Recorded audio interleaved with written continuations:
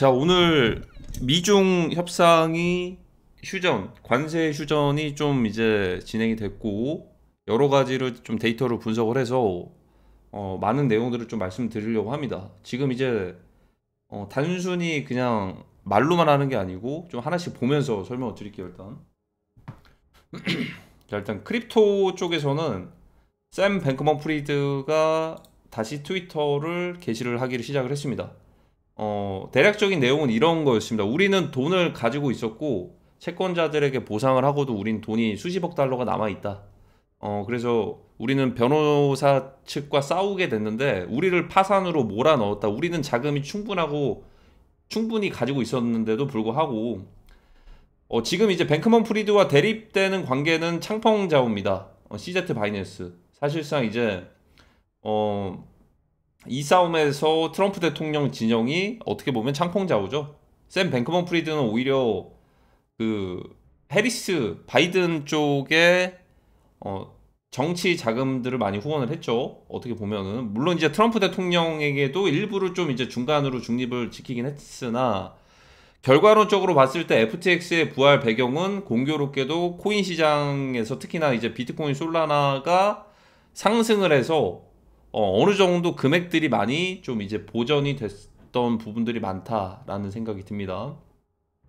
뭐 실질적인 시장의 코인 시장의 세력이기도 하죠. 사실상 이들이 보여줬던 퍼포먼스는 엄청나기도 했으니까.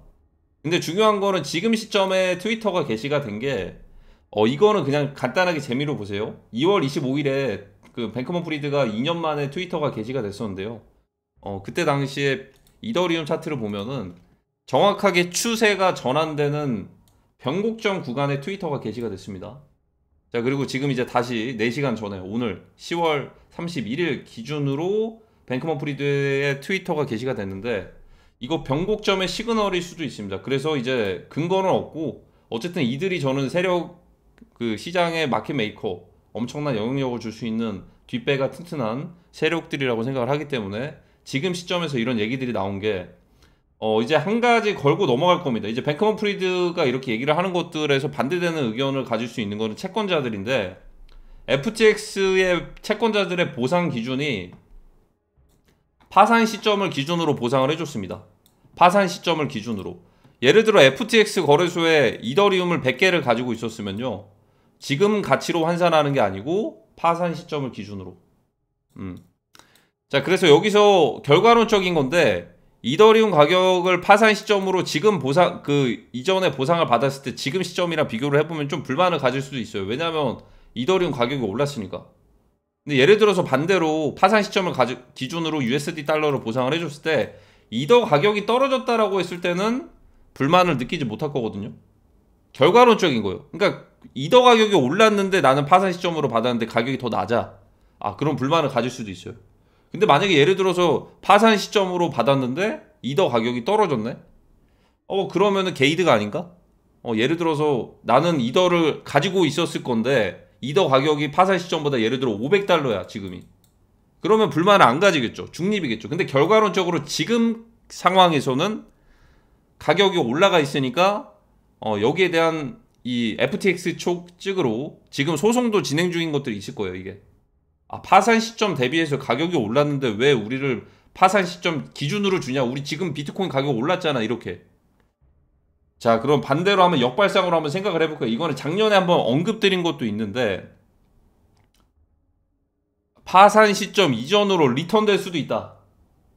왜냐면 이제는 FTX 거래소에서 채권자들의 보상이 끝났으니까 이제는 민심을 잠재울 차례인데 그 민심? 사실 이제 남아있는 그 민심에 대해서는 보상은 됐고 채권자들에게 파산 기준보다 지금 가격들이 올랐거든요. 그러면 반대로 가격들이 떨어졌을 때 지금 파산 시점을 기준으로 소송을 하는 사람들이나 FTX 왜 이렇게 파산 시점이랑 지금 가격이 이런데 이런 논쟁거리가 생겼을 때 가격이 오히려 크게 떨어져 버린다. 그러면은 사실상 완벽한 게임 끝이죠. 파산 시점보다도 낮은 상황에서 보상을 해줬는데 보상 가격이 더 높아. 결과론적으로 시점이 중요한 건데 결과론적으로 그게 하락을 한다? 그러면 지금의 이제 뱅크먼 프리드 쪽에서의 완벽한 승리를 만들어낼 수도 있지 않을까라는 생각이 듭니다. 시작과 끝은 폭락으로 다시 파산 시점보다 더 낮은 가격으로 대폭락을 할 수가 있다. 이런 관점 재미로 보시길 바랍니다. 그래서 저는 뱅크먼 프리드가 이렇게 등장을 하는 시기가 굉장히 좀 중요하다라는 생각이 들고, 여기에 대해서 주된 내용은 우리는 보상할 돈이 있었습니다에 대한 내용입니다. 거기에 대해서 반론으로는 이제 댓글들에서도 반반 갈려요. 뱅크먼 프리드한테 이렇게 얘기를 하는 거예요. 아니, 나는 비트코인 안 팔고 있었으면 나 지금 비트 올랐잖아. 너네가 멋대로 팔아가지고 USD 달러로 그냥 주는 건데 억울해. 너네 이거 일부러 그런 거잖아. 이런 식의 여론이 반반이에요. 반반. 그러면 그게 잠재워질 수 있는 거는 시장이 폭락하면은 조용해집니다. 아마 앞으로 한번 생각을 해보셔야 될 것 같고, 그러면 플러스 더 여기서 이제 솔라나잖아요. 뱅크먼 프리드는 솔라나, BNB는 창펑자오. 예를 들어 바이낸스 선택이 남아있을 텐데 바이낸스 거래소에서 뭐 상장을 안 해줄 수도 있어요. 솔라나 기반 혹은 BNB 기반 중에서 바이낸스 쪽에서 손을 들어주는, 스팟 현물 상장을 해주는 쪽에서의 이제 여론이 조금 더 우세해질 가능성이 있다라고 일단은 저는 조심스럽게 예상을 합니다. 그거는 근데 뭐 이제 높은 확률로 뭐 둘 다 해줄 수도 있고 뭐 나중에 해줄 수도 있긴 한데, 저는 이번에 만약에 BNB를 안 해주면은 뭐 다음에 해줄 수도 있고 이번에 해줄 수도 있는 거고, 그래서 저는 이제 뱅크먼 프리드가 등장하는 시기가 저는 이제 변곡점의 그런 트리거가 될 수도 있다라고 그냥 재미로 말씀드린 겁니다. 이게 뭐 근거는 없어요. 모든 뭐 근거 있는 그런 게 어디 있겠습니까? 그쵸? 모든 게 다 예측인데. 자, 그래서 이제 파산 시점의 가격은 이더리움 기준으로 $1000다. FTX 파산 시점의 가격은 혹여나 앞으로 미래가 됐을 때 그 아래까지 떨어지게 됐을 때는 이제 모든 것들이 다 정리가 된 거죠. FTX 거래소의 파산 사건은 정리가 될 겁니다. 아마 그 시점에는 트럼프 대통령이 SBF까지도 특별 사면을 해줄 가능성이 클 겁니다.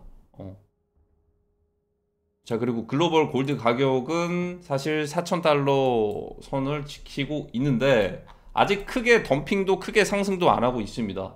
이거는 오히려 선물 포지션들이 좀 이제 많이 지금 몰려 있는 상황이거든요. 한 방향으로 튈 때 숏 청산이 날지, 아니면 이제 현물 폭락으로 이제 안전자산의 시대는 이제 갔구나라고 하면서 반대로 될지는 전쟁에 따라서 달려 있다, 이렇게 보시면 될 것 같습니다. 무엇보다도 지금 최근에 한 일주일 정도 조정이 왔던 것 중에 가장 큰 배경 중에 하나는, 얼마 전에 일론 머스크도 내전을 언급을 했습니다. 영국에서 내전은 시간 문제다. 내전 나게 될 거다. 이민 온 사람들도 있고 불법 체류자도 많이 있기도 하고, 이슬람 쪽부터 해가지고 막 여러 가지 좀 섞여 있고 짬뽕이 되어 있기 때문에, 일론 머스크가 이런 얘기를 한 거는 사실상 지금 평화가 아직 안 끝났다, 평화가 아니고 뭐 이제 정세가 좀 불안정하다라는 걸 간접적으로 영국을 좀 저격해서 얘기를 한 거거든요. 그리고 그뿐만이 아니죠. 러시아나 우크라이나도 지금 나토와 대립하는 관계고, 중국, 대만, 이스라엘은 뭐 이제 이란 쪽 이제 중동 지역, 그리고 이제 북한은 뭘 준비를 하고 있는지 모르겠지만 조용합니다. 그쵸? 그래서 이런 여러 가지 상황들 때문에 안전자산에 대한 수요가 줄어든 게 아니고요.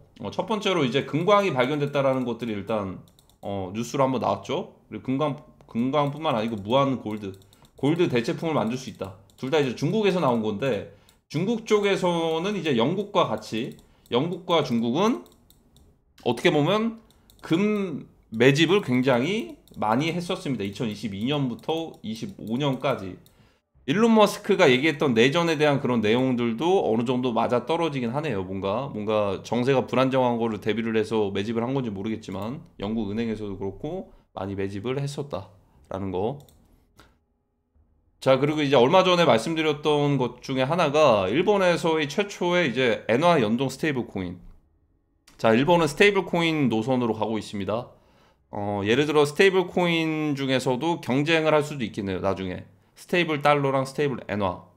아마 높은 확률로 일본에서 뭐 억눌려 왔던 잃어버린 30년이라고는 하는데, 결정적인 순간에 아주 빠르게 이런 것들을 도입을 하고 성장을 할 것 같습니다. 억눌린 30년이 아니고 동북아시아 전쟁만 딱 터지면요, 아주 빠르게 이제 수혜를 볼 수도 있는 국가이기도 한데, 일본만 수혜를 보는 건 아니고 미국과 일본이, 동북아시아 전쟁이 터지면은 일본과 미국이 예를 들어 이제 2026년이 되기 전이나 2026년 초중반에 터지면은 어떻게 보면은 수혜를 보긴 합니다.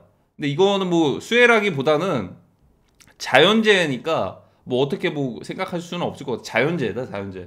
그렇죠? 그래서 여기에 맞게 스테이블 엔화, 스테이블 달러 이런 체제로 움직이는 것 같고, 뭐 이제 이것뿐만이 아니고 일본에서 5대 종합상사라든지 이런 부분들이 이제 워렌 버핏의 지분을 많이 늘렸던, 워렌 버핏 할아버지가 지분을 많이 늘린 것도 있고, 그리고 이제 워렌 버핏 할아버지는 어떻게 보면 옥시덴탈 에너지 관련주를 완전히 인수를 해버렸어요. 석유라든지 천연가스 이런 에너지들 사용할 일이 많을 거라는 전망을 볼 수 있는 것도 있고요. 거기에 대해서 이제 위성 라디오 관련주라든지 일본의 5대 종합상사의 지분율을 늘린 거라든지 이런 모든 것들이 사실상 동북아시아 전쟁을 포커스에 맞춰져 있다라고 보시면 될 것 같습니다. 그리고 이제 한 4년 전쯤에 그래픽카드 가격이 상승한 적이 있어요. 수요 공급 대비로 인한 부품들에 대한 가격들이 영향을 줬던 사례 중에 하나인데, 비트코인 가격이 상승을 하고 그래픽카드로 비트코인을 채굴 하다 보니까 채굴자들이 뭐 많아지는, 수요가 늘어났기 때문에 그래픽카드가 재고가 품귀 현상을 이제 일으켰다라고 해석을 하는 사람들도 있었는데, 분명히 중간에 무언가가 누군가가 사재기를 했을 수도 있다 이런 생각도 들기도 했습니다. 자, 근데 이제 얼마 전에 D램 가격이 6년 8개월 만에 최고치, 반년 만에, 반년이에요, 반년. 6년 만에 4.6배가 아니고요, 반년 만에 4.6배가 됐다라는 내용이 최근에 좀 나왔죠. D램에 대해서 생산의 거의 70%를 맡고 있는 게 바로 삼전입니다. 삼전. 삼전에서 70%의 생산을 맡고 있고요. 지금 이렇게 D램 가격에 대한 그런 상승이 모르죠. 누군가 사재기를 하거나 앞으로 다가올 동북아시아 전쟁에서 이제 생산에 대한 그런 차질이 생겨서 공급량이 줄어들 거 대비해서 사재기를 했을 수도 있고, 아니면 뭐 이제 AI 시대다 보니까 이런 뭐 수요나 이런 것들 굉장히 인공지능 AI 쪽에 이제 많이 부품들이 사용되다 보니까 공급량 대비해서, 공급량은 뭐 그대로인데 수요가 많아져서 그런 거일 수도 있어요. 이거는 정말 반반이겠죠. 그러니까 이제 공급량이 줄어들 거를 대비해서 사재기하는 사람들이 가격들을 올린 건지, vs 이제 공급량은 그대로인데 수요가 많아져서 가격이 올라간 건지, 이거는 뭐 이제 앞으로 시간이 지나다 보면은 결과값이 나오겠죠. 자, 근데 중요한 게 있습니다. 트럼프 대통령은 올해 8월에 인텔 지분을 10%를 완전 소유, 정부 소유로 이제 최대 주주로 등극을 했습니다. 미국 정부 소유, 인텔. 자, 인텔 하면은 생각나는 게 사실상 반도체 경쟁에서 사실 미국의 엄청난 대기업들 치고는 하위권으로 밀려 있어요. 시가총액이 그렇게 막 엄청 뭐 TSMC랑 엔비디아 막 이런 것들이랑 비교를 해보면은 그렇게 높지는 않습니다. 하지만 자, 지금 반도체 생산에 이제 대다수를 차지하는 게 TSMC가 있고요. 그리고 이제 삼성전자가 있습니다. 그리고 인텔이 있어요. 자, 이 중에서 인텔의 지분율이 높아진 상황에서 만약에 TSMC와 삼전 둘 다 어디에 있죠? 여기는 이제 물론 이제 공장은 다른 곳에 공장이 있기는 합니다. 공장이 뭐 서브 공장처럼 해가지고 이제 뭐 있기는 하겠는데, 어쨌든 뭔가 차질이 생길 수도 있는 거예요. 만약에 동북아시아 전쟁이 딱 발생을 하면은 여기에 대해서 반도체 경쟁이나 생산에서 조금은 공급량이 줄어들 수도 있고 차질이 생길 수도 있어요. 아마 그러면은 이걸 대체할 수 있는 게 인텔 쪽에서 할 수도 있지 않을까. 물론 이거 대비해가지고 삼전이나 TSMC도 미국 쪽으로 공장을 좀 옮기라고 얘기는 하기도 했죠. 올해 한 3, 4월 달쯤에. 근데 이제 인텔 같은 경우에는 왜 이렇게 미국의 기업이 반도체 생산에서 이렇게 여기가 70% 정도 되고 한 10% 정도 되고 7% 정도 되거든요. 압도적이죠. 근데 여기서 왜 이렇게까지 경쟁에서 밀리냐라고 봤을 때, 여기는 자체적인 인텔의 이런 것들의 기술력이나 이런 제품들을 만들어내지, 여기는 위탁 생산이나 이런 것들을 잘 안 해요. 그러니까 우리만의 제품을 필요로 하는 사람들은 너네가 우리 제품을 맞춰서 우리 부품에 맞게 너네 것들 만들 것들을 그렇게 설계해서 맞춰서 써. 이런 주의입니다. 인텔 같은 경우에는. 그래서 이제 물론 이게 앞으로 바뀔 수도 있어요. 앞으로 만약에 그 방향성에 따라 바뀔 수는 있는데 지금까지 TSMC가 그걸 잘 이뤄냈던 게 바로 엔비디아랑 같이 엔비디아에서 이제 필요로 하는 것들을 위탁 생산으로 해가지고 그걸 완전 찍어냈습니다. 찍어내서 완전히 그냥 이제 생산량이 대다수를 차지했고 지금 주가가 거의 사실상 1위잖아요. 이러다 보니까 지금까지는 뭐 압도적으로 1위와 2위를 이렇게 차지를 하고 있지만 만약에 혹여나 동북아시아 전쟁이 발생을 했을 때는 이 경쟁에서 인텔이 치고 올라갈 수도 있습니다. 그럼 인텔 주가가 이전에 IT 버블 시기를 그 이상을 넘어서서 이제 치고 올라갈 수도 있겠죠. 동북아시아 전쟁이 딱 터지면은. 자, 그리고 이제 더 중요한 거 2020년에 미중 무역 합의가 이미 진행이 됐던 거 알고 계신가요? 1단계 서명이 2020년 1월 16일에 서명이 됐고 그 안에는 뭐 금융시장 개방이라든지 관세적인 부분이나 이런 것들로 이제 아주 완벽하게 좋게 끝났습니다. 근데 중요한 거는 얼마 지나지 않아서 갑자기 메로나가 터지면서 거리두기를 하게 되고 언택트 시대, 메로나 시대에 도입하게 됩니다. 언택트 시대, 메로나 시대. 그리고 이제 2020은 이제 사실상 미국에서 대선이 있었던 시기고 트럼프 대통령이 계속 얘기를 했던 바이든이 선거를 뺏었다 막 이런 얘기를 하잖아요. 물론 이제 바이든이 뺏었다라기보다는 뭔가 뭐 다른 게 있겠죠. 오토펜 게이트부터 해가지고 이런 것들이 아직도 지금 2020년부터 24년까지는 바이든 대통령의 얼굴이 있는 게 아니고 대통령 사진에 오토펜이 있습니다. 오토펜이. 자, 그래서 이걸 생각을 해봐야 되는데 무역 합의가 있고 나서 얼마 안 있다가 뭔가 다른 변수가 생겼습니다. 그게 바로 메로나고요. 그리고 나서 금융시장에 폭락이 오고 유가가 엄청 폭락을 했습니다. 마이너스 유가까지 폭락을 했습니다. 당연히 그때 당시에 사우디아라비아라든지 아니면 러시아라든지 원유 생산 국가들은 좀 타격을 받기도 했겠죠. 실제로 파산했던 곳들도 있고요. 자, 근데 얼마 전에 나왔던 부산에서 미중 무역 전쟁 휴전 5년 만에 다시 반복이 됐습니다. 휴전. 이번엔 휴전이네요. 합의인데 1단계 합의인데 이번엔 휴전입니다. 말 그대로 휴전입니다. 휴전이라는 거를 말 그대로 잠깐 쉬어가는 건데요. 휴전은 결렬될 수도 있는데 물론 당장 미중 영역에서 결렬될 거라고는 생각이 들진 않습니다. 무엇보다도 지금 베네수엘라와 미국이 대립하는 관계를 그을지 동북아시아에서의 대립하는 관계를 그을지 그게 중요하겠죠. 전쟁 지역이 미국의 베네수엘라와 그리고 내전이냐 아니면 동북아시아냐를 두고서 보이지 않는 신경전과 싸움이 계속 이뤄질 것이라고 보입니다. 하지만 최근에 트럼프 대통령이 일본에 이제 주일 미군 기지를 방문하기도 했고 주한 미군 기지는 방문을 안 했습니다. 주일 미군 기지를 방문을 하면서 이렇게 샤라웃도 합니다. 일본이 필요로 하면 언제든지 우리는 도와주겠다. 그리고 이제 그 사이에 일본에서는요 장사정 미사일 배치부터 시작을 해서 군사력을 계속해서 늘리고 있었습니다.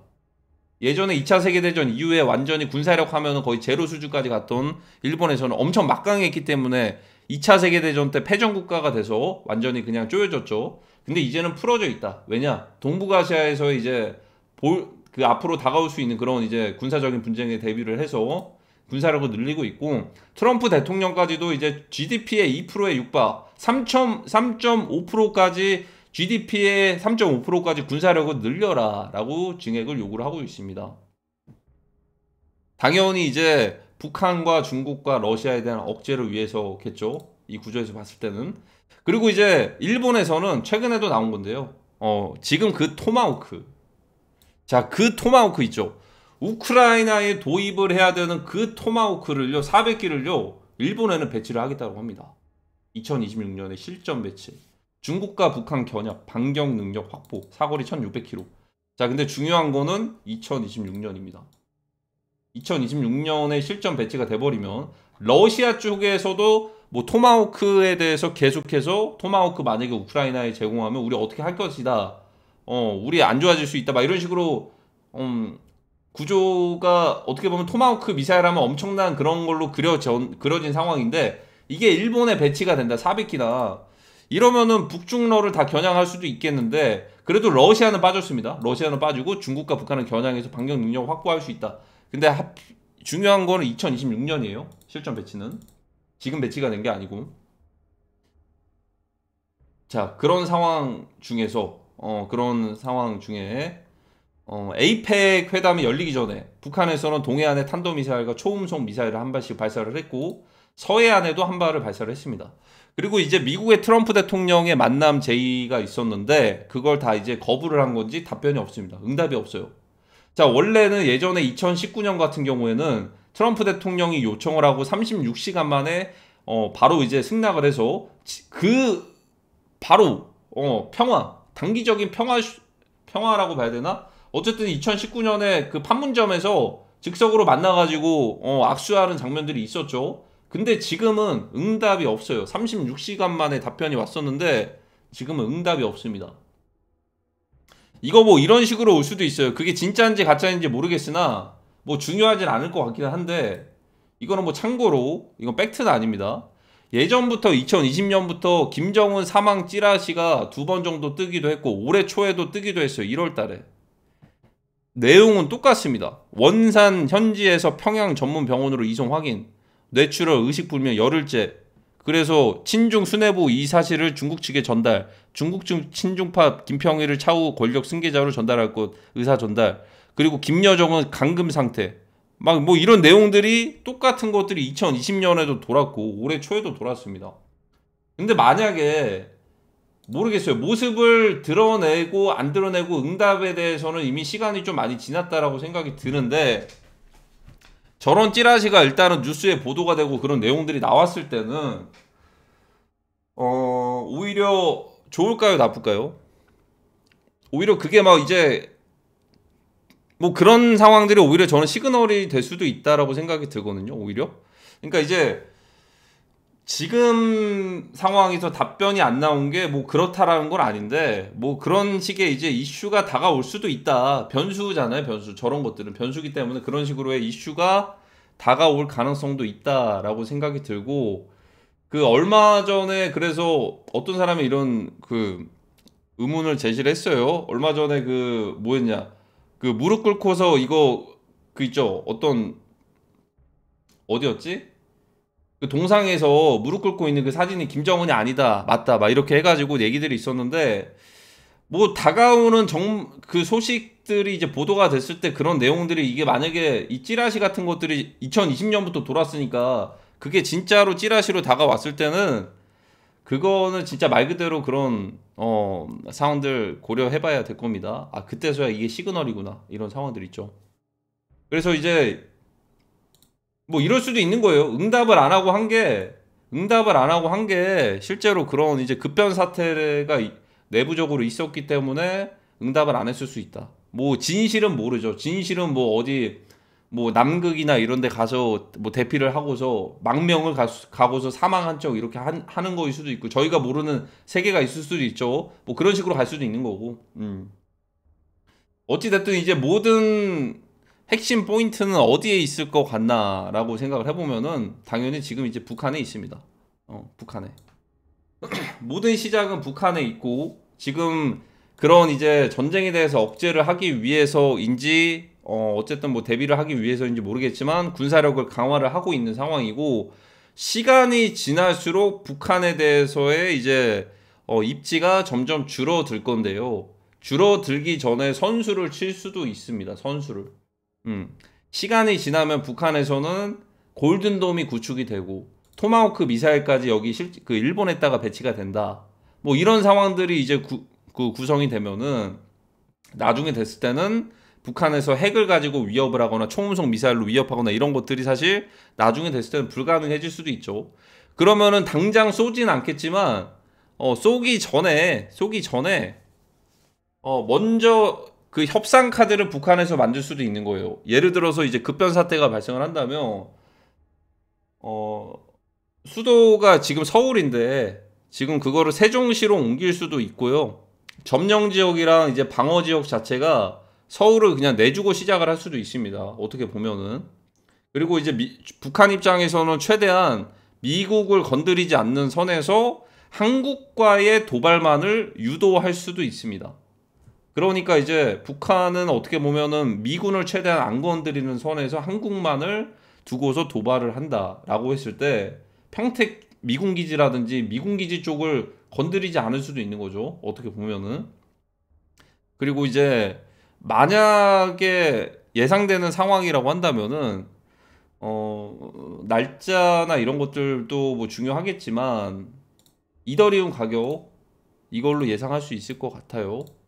그래서 지금 상황에서는 이더 가격이 안정적으로 조금 더 한 번을 좀 이렇게 연장을 해주고 4,250달러가 기준입니다. 여기 이렇게 가다가 이렇게 꺾여서 그 다음 텀으로 가냐, 아니면은 그냥 곧바로 그냥 주말에 폭락한 적 없다 했죠. 곧바로 이렇게 가냐, 이거 둘 중 하나거든요. 둘 중 하나.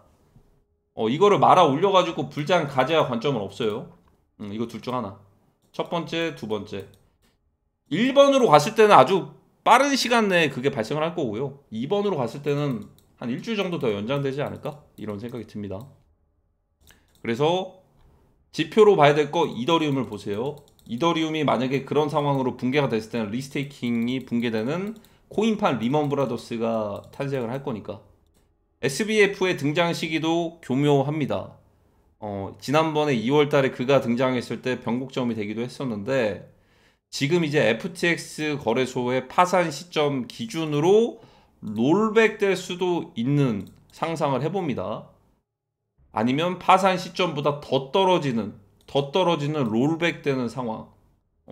FTX는 어차피 USD 달러를 다 상환을 했기 때문에 이제는 남아있는 민심만 회복하는 거는 어떻게 보면은 롤백, 그리고 솔라나 밈, 그때부터 이제 불장 가져야 하지 않을까?